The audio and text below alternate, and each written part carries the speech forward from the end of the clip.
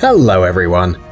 It's no secret to anyone that the cinema continues to develop, and today's graphic design is at such a high level that it's impossible to distinguish computer-generated imagery from a real set shot. Yes, more and more movies include CGI, and it's hard to imagine a blockbuster without a lot of special effects. But if you're interested in how those movies look without them, then get comfortable and get ready for a few surprises. So here we have 7 films before and after special effects. Go ahead.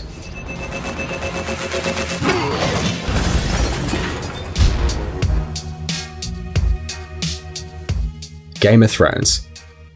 Attention, spoilers. If you haven't seen the 7th season of Game of Thrones, it's best to fast forward the video to the next movie or close your eyes and cover your ears for a couple of minutes. You ready? It's time to remember the incredible scene of the attack on the Lannister troops in the 4th episode of the season.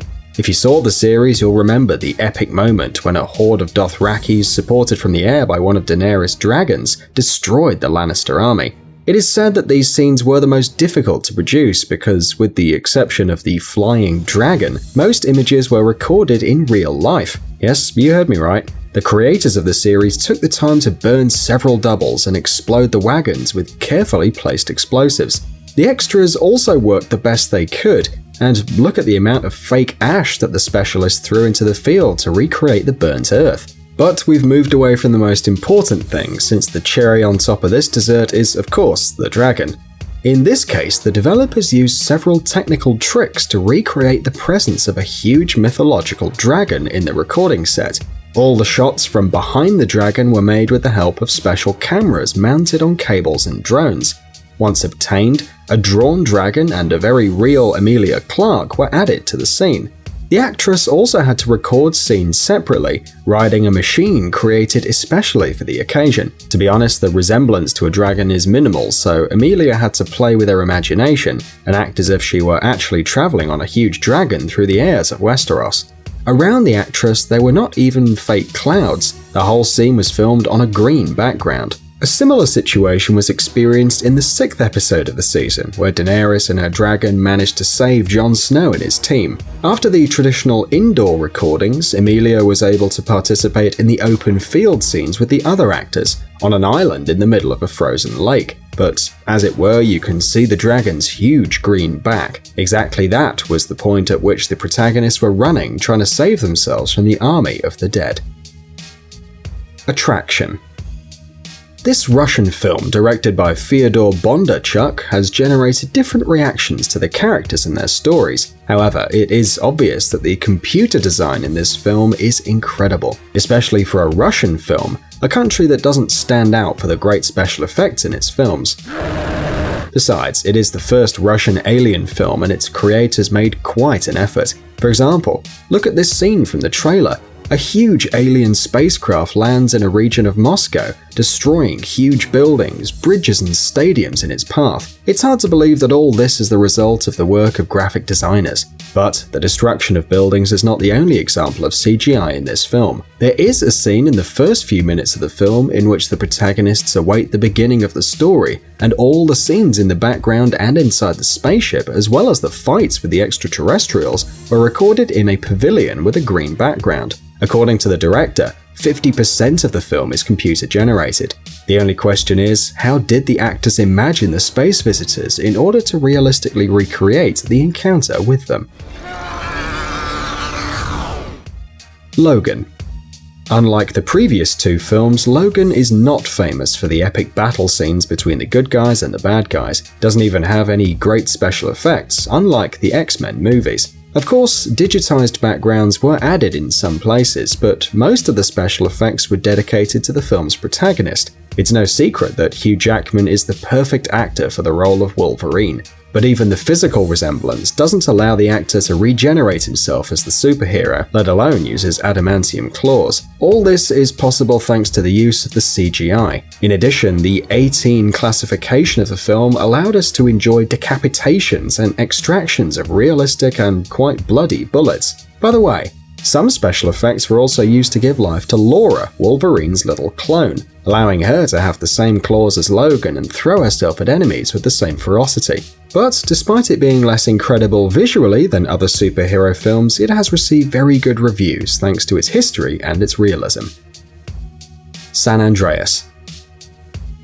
All the movies about catastrophes are full of special effects. It's obvious since no one is willing to destroy an entire city to create a 2-hour film about the destruction of humanity. For that reason, to destroy the state of California in the movie San Andreas, the designers had to work overtime to create more than 1,300 scenes with special effects for the movie. Among these scenes is the destruction of the Hoover Dam, which we had already seen in the movie Transformers, the fall of houses one after another, and, best of all, a huge wave that ended up wiping the poor city of San Francisco off the face of the earth. No one would actually use real water to make these scenes today, but imagine for a second how many buckets of water you'd need. And of course, the movie wouldn't be complete if the developers didn't show the destruction of the Golden Gate Bridge. In our opinion, film directors have a special relationship with this bridge. Not in vain, we constantly see its destruction on the big screen. X-Men, Star Trek, Pacific Rim, and Godzilla are just some of the movies in which we can see the famous bridge suffering. But the artists of the film in San Andreas made an effort to achieve very realistic scenes of destruction, combining between 4 and 15 images from the same place, mixing computer-generated images with real photographs, and performing all kinds of cinematic tricks. But the most amazing special effect of the film is Dwayne Johnson, who played his first dramatic role in this film, and his acting skills are pretty impressive, don't you think? Spider-Man: Homecoming. Superhero movies don't surprise anyone anymore, and special effects have been a commonplace for a long time. But what would you think of a movie about a comic book character without CGI, and moreover without a stuntman for the main character? Yes, it's true. Tom Holland in the latest Arachnid hero movie did all the tricks you see on screen on his own. Of course, they protected him with cables and green carpets on the floor, but all the turns and jumps were made by the actor himself. But this is not the most interesting thing. Many scenes of the film were made in the filming set without special effects. Yes, even the mandatory scene in any superhero movie where the protagonist saves everyone. For the mid-cut ferry scene, the developers built a full-size copy, which they then filled with water and balanced with the help of special mechanisms, scaring off extras, stuntmen, and the actor himself. However, the film was not fully CGI-free, but we're not talking about obvious moments such as the interface of Spidey's suit or the flight in the air, but the ascent of the Washington Monument. Despite the actor's prowess, he was not allowed to climb the building on his own, and they built a couple of safe levels of the monument in a pavilion. Surely we can forgive the director of this little deception. After all, nobody would have liked the new Peter Parker to have suffered in the recordings, right? Transformers: The Last Knight. You probably know that each and every film of the Transformers saga has a bunch of explosions, gigantic robots, and incredible action scenes. Maybe these films are not a great example of movie drama or acting quality, but we still love them. And one of the main features of these films is the special effects. This is no surprise, given that Michael Bay is a true master in the science of CGI. Several scenes with no actors involved were created from scratch using computers. But there were scenes filmed with our beloved green background too. For example, in the scene where the heroes are running towards a big scary wave, the actors really got wet using a special inclined platform, and the epic landscape was added later. The same can be said about the falling scene, where the lives of the characters played by Mark Wahlberg and Laura Haddock were literally hanging by a thread. The characters were hanging over an abyss, grabbing only a small metal thingy. To create a real sensation of fear, the filming crew created a special device, a whole room that rotated the actors, forcing them to fall. Truth be told, the actors did have safety devices on them, unlike their characters, and nothing was exploding around them, but they still did a great job. 2012. And finally, another disaster movie. Okay, we admit we really do like this genre. In addition, there's nothing better to create special effects than situations of general, real chaos. In the film 2012, there are plenty of them. More than 500 scenes filled with various destructions and natural disasters can impress even skeptics.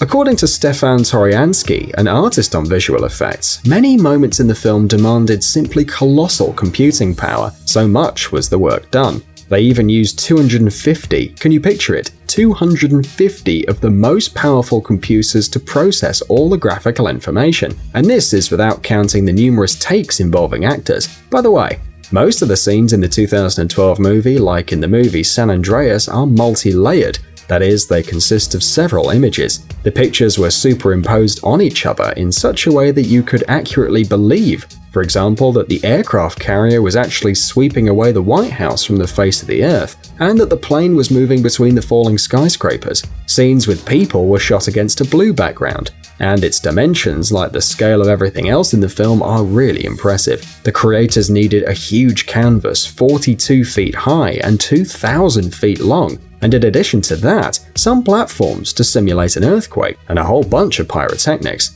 So if you want to spend an evening looking at the massive destruction of mankind, this is the film that you need. Well friends, we look forward to reading your comments on the video, and don't forget to give us a like.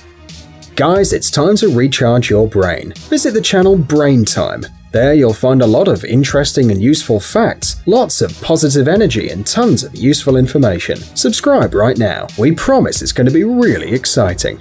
Thanks for watching. Please like and share the video in social networks, and we'll be right back to you as fast as we can.